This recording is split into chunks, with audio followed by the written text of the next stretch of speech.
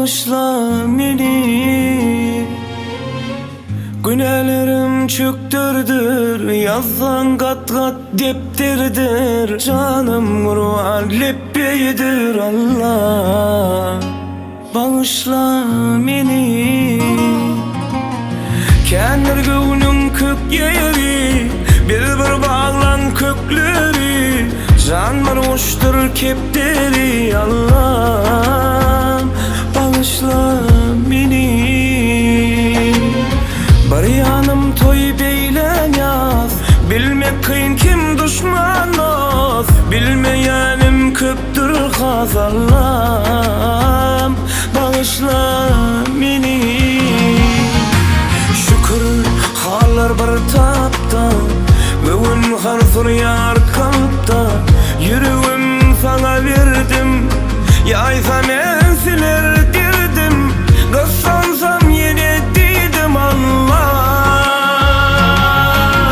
Şükür haller bir tapta, bugün harzur yar kalıpta.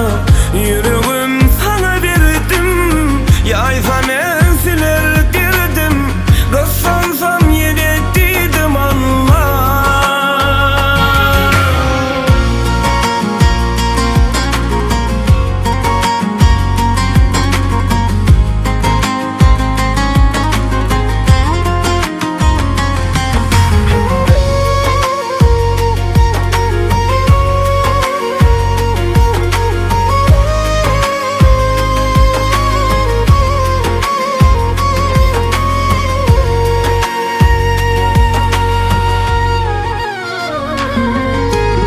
Serseme diğer hıyalat, boyum bilen amanat.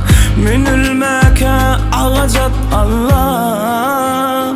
Bağışla beni. Üstüm toprağın öpüp, gelmedim kapıyın kakıp. Yalvar yandıydım hep vallahi.